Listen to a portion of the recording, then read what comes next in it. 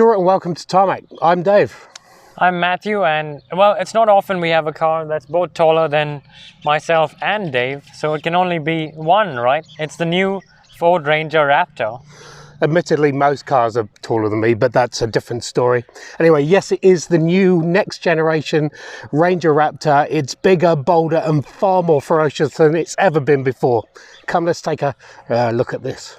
Now, not wishing to name drop here, but I was in Thailand when they first launched the original Ranger Raptor, and that was all about the performance, but basically how it could handle off-road performance. So a lot of it was to do with the running gear and the suspension and stuff like that. With this new next generation model, they started off with straight under what was under the bonnet. So they really began with the engine. So I think we should look there first. Whereas the old Raptor used to have a measly 2-litre diesel engine underneath here, this one comes with a 3-litre V6 twin turbo that basically gives you 282 kilowatts of power and 583 newton meters of torque. It's a monster. It also comes with anti-lag technology, so it makes it basically off the line a lot quicker, and also it's married to a 10-speed, or the original 10-speed auto gearbox. So it really is just a monstrous beast of an engine that just keeps giving throughout all the gears. And what you've got with a vehicle that's got such an aggressive engine, you need an aggressive out exterior to it, and that's exactly what this has got. So let's have a look at that. The frame itself has been upgraded, so it's a lot stronger for those yee-haw moments when you're flying through the sky and slamming it down to the ground. In each corner there's now Fox shocks that are 2.5 live valve, or 2.5 inch live valves, so they can adjust themselves for any territory at around about 500 times per second, which is awesome. And obviously on each corner of these wheels, 17-inch wheels with just this massive off-road rubber. The approach angle is 32 degrees, the brake angle is basically 24 degrees, and the departure angle is between 24 and 27 degrees, depending if you've got a tow bar or not. And just look at this. Design wise, just flared arches front and rear, Raptor sign. I prefer the bright orange, but this grey one is a little bit more subtle, but what a vehicle. And a few more bits of cosmetics dotted around just to make sure that you know that you're in something a little bit more substantial. Its overall length is around about the same as the last model, which is fine, but it's just that the wheelbase is longer. It's a 3.27 metre wheelbase, so it does give it more flexibility as far as where the wheel's positioned. It's also a lot wider, so basically around about 100 mils, and taller. We've already gone through the height. Man, I feel small. Grille itself now has this protruding Ford badge coming out here, and also some tech here as far as when you're looking to get the 360 degree cameras and things. And also the C-clamp headlights are now performance LEDs. I don't know, that just makes them perform better. And under the bottom here, some extra protection in steel, making sure that if you're going to go off-road, and I have been off-road in this, that you are well protected. Let's take a look around the rear. As you can see, the bed itself is protected and lined. There's also a power point in here, which some of our Australian friends do not have, but there you go. And also under here basically, is a ruler. So it is a practical position, practical van as well. And also some places for putting things in that you're going to do when you're a tradesperson. It's also very light. Look at that. I'm either very tough or, there you go. Speaking of built Ford tough. Anyway. Ranger Raptor badge. Ranger is embossed across here. There's also the C-clamp lights back here, and obviously one each side. I've also got some blind spot protection in here, so it does make them a little bit more expensive should you whack them, so try hard not to do that. This one comes with the tow bar, also tow hitch points either side, and look at this. This is the pièce de la résistance. Easy for me to say. Basically, a sports exhaust that really does blow out a beautiful note when it comes out from there. Speaking of things that are just loud and just obnoxious, Matthew's inside and he'll show you what's going on in there. Well, I might not be as loud and obnoxious as the exhaust system on this Ranger Raptor, but something else that is loud is the highlights on this interior, but in a tasteful way. At least I can say that because I do like it. There's code orange highlights all around wherever you look, frankly. So firstly, on the dashboard, you get them highlighting the air vents. You get them on the stitching around the steering wheel, including a center marker there also in code orange. You get them on the seats, flashes of it on the sides, including the contrast stitching. And then you get the Raptor logo sort of embossed on the seat back there, again highlighted in that code orange. It gives you a really sporty feel and an outlook when you're in this car, making you really tempted to press that button, put it into Baja mode, and really just take off. In terms of practicalities, this is, a 4-seater or 5-seater ute at the end of the day, and it's still a ute, so there must be a practicality aspect, and Ford certainly haven't forgotten about that.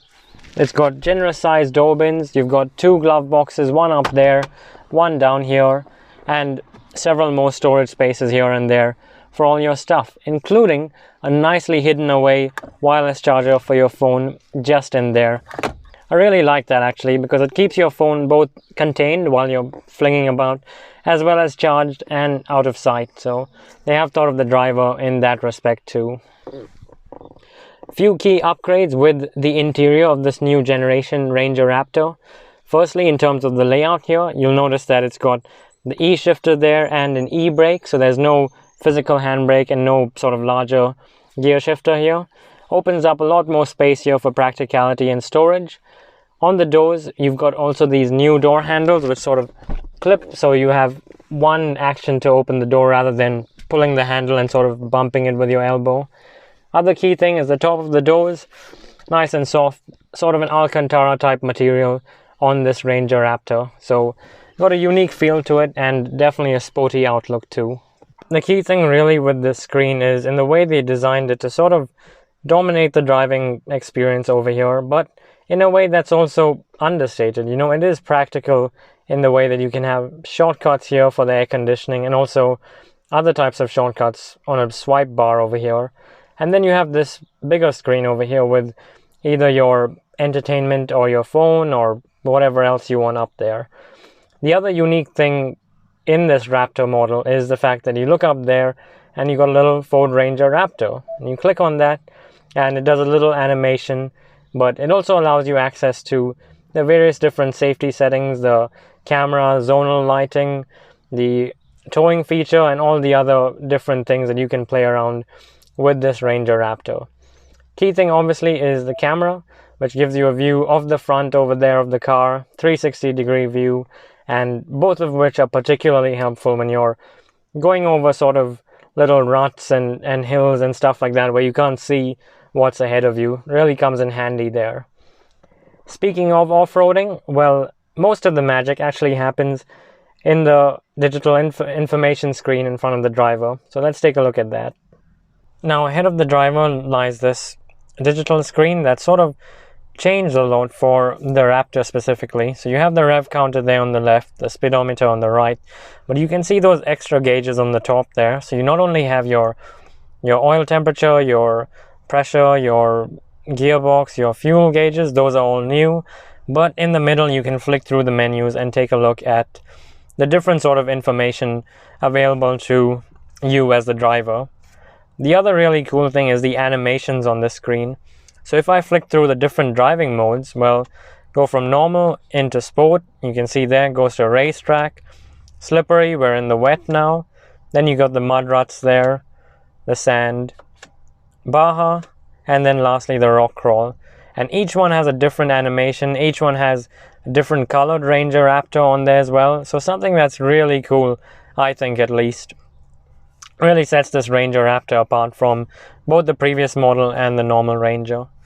The other really cool thing is if I say take us back into normal mode and then I want to shortcut myself into my favorite mode, which in this case has to be none other than Baja mode with the exhaust at full blast and the steering on sport and the suspension on sport, I can simply press the R button on the steering wheel and that will take me straight to what Ford calls my mode, or specifically as I've set it up, R mode. So everything is now in performance. As you can see, the colors there changed and the exhaust and suspension, steering, all of that has changed too. The steering certainly gives you that sporty reinforcement that you need to use this mode all the time.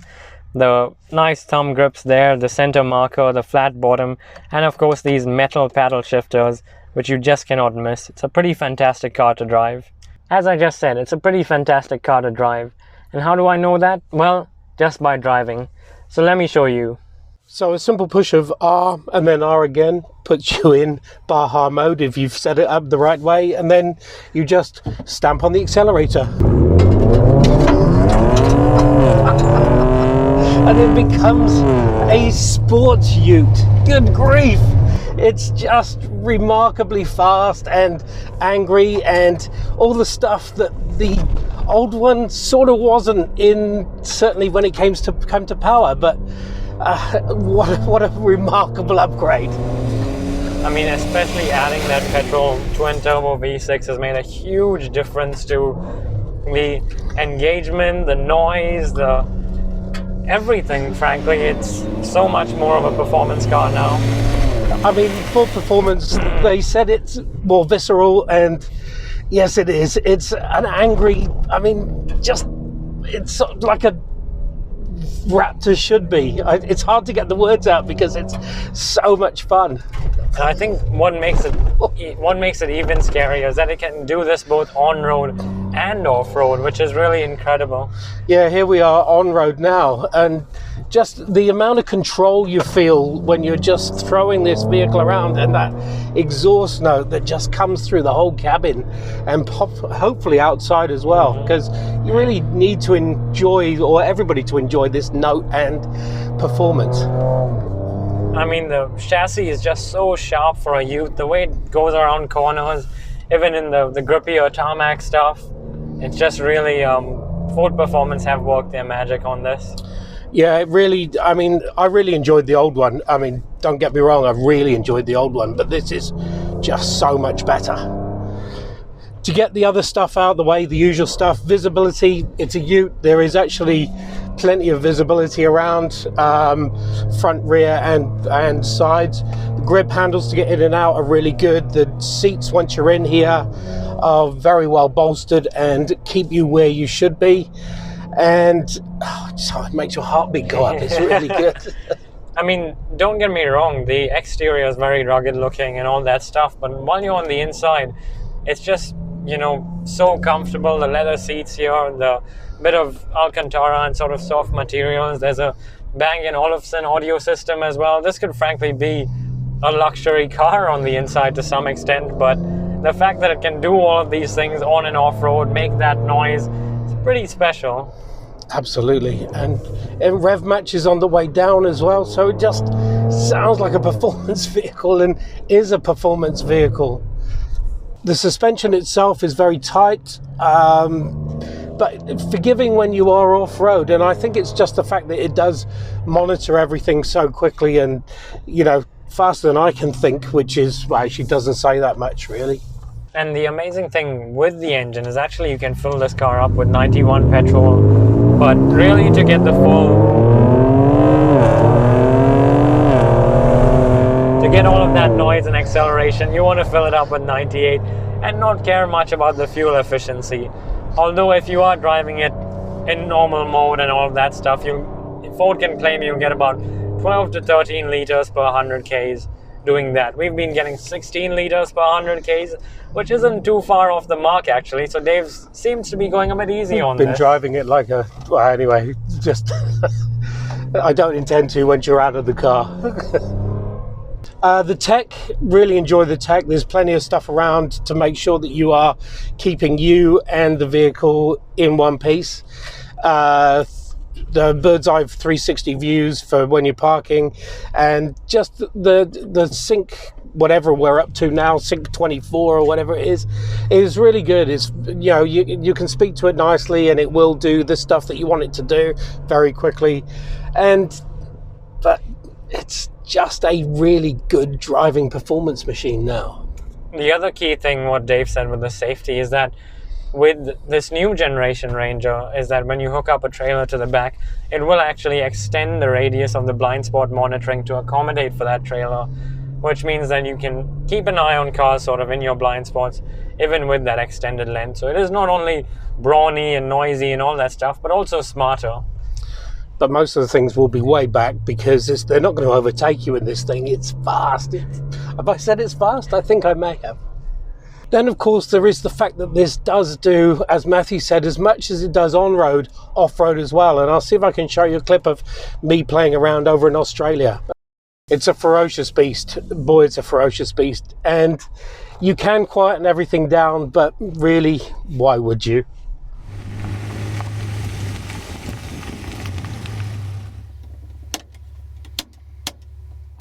What are you doing? Well, I'm Maverick, can't you see? Doing my pre-flight checks. Oh, these auxiliary buttons. They do nothing if they're not hooked up, but they are fun, admittedly. And fun is the name of the game of this vehicle. And it is... Look, most people go, why do you need it to go so fast off road? Shut up! It's really good, and it should do all this sort of stuff, and it should go fast, and it is epic, both on and off road. And don't forget about that noise too. That's to die for. It really is. What a vehicle. Double thumbs up for this one. If you're going to go for a Ranger, go for a Raptor. That's the takeaway from here. See you on the next one.